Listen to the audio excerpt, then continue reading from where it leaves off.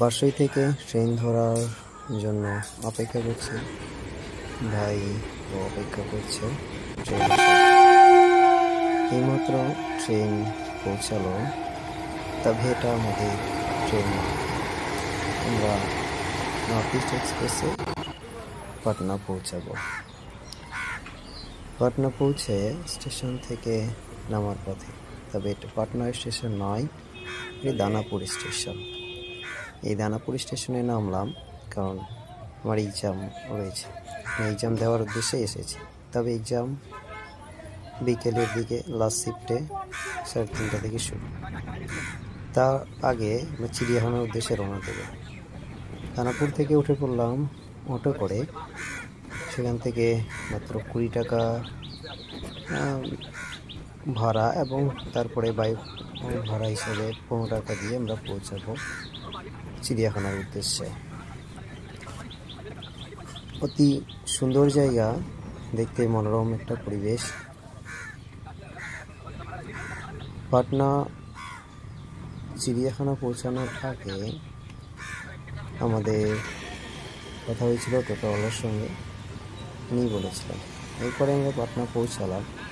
চিড়িয়াখানার সামনেই, গেটের সামনে রয়েছি। সামনেই আমাদের চিড়িয়াখানা রয়েছে। ভাই দেখিয়ে দিয়েছে। ভাইটা অনেক কেয়ারিং এবং অনেকটা কিউট। অতি যত্ন সহকারে রাস্তা পারাপার হব, তবে দু সাইডে একটু ভালো করে দেখে নিয়ে।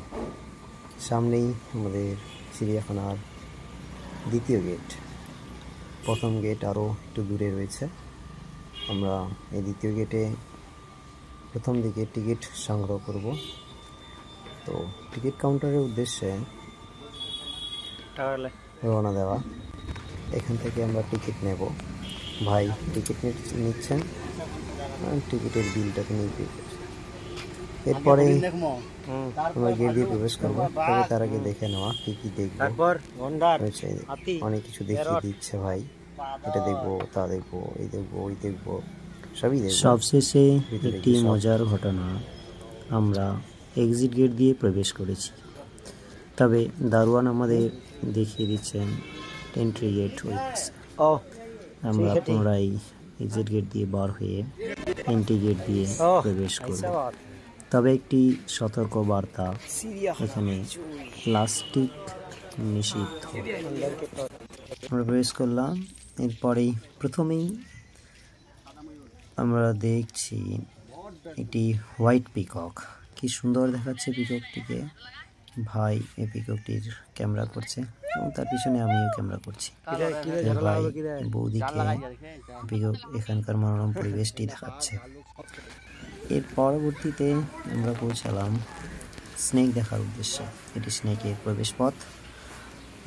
ভাই এই মনোরম পরিবেশটি দেখানোর কথা বলছে এবং এখানে সে অনেক পোজ দিচ্ছে ছবি তোলার জন্য। তো অনেক সুন্দর দেখাচ্ছে ভাইকে এবং পরিবেশটাও অনেক সুন্দর ছিল।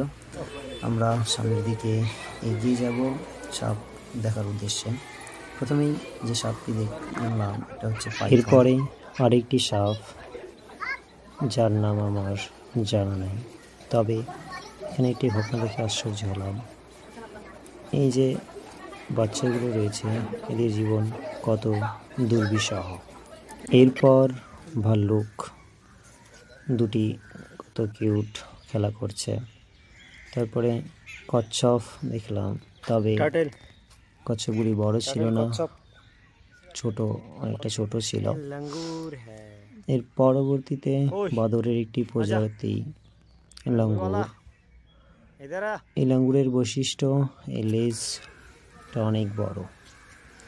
তারপরে আমরা পৌঁছালাম বাঘমামার কাছে, বাঘমামাকে দেখতে।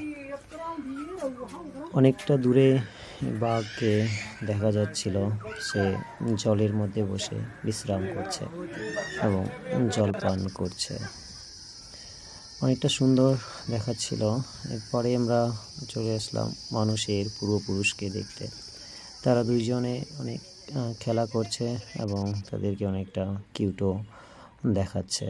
এর পরবর্তীতে আমরা পৌঁছালাম হাতি দেখতে। এই প্রচণ্ড গরমে হাতিটি ঘরের মধ্যেই রয়েছে।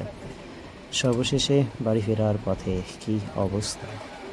ট্রেনে স্লিপার কামরায় কানায় কানায় পরিপূর্ণ, কোথাও একটু পা ফেলার মতো জায়গা নেই। বাড়ি ফেরার পথটা যে কত কষ্টকর ছিল, সময়টা যে কত কষ্টকর ছিল, তা একমাত্র আমি এবং ভাই দুজনেই ভুক্তভোগী। তবে যাই হোক, অনেক মজা করলাম, অনেক আনন্দে বাড়ি ফিরলাম।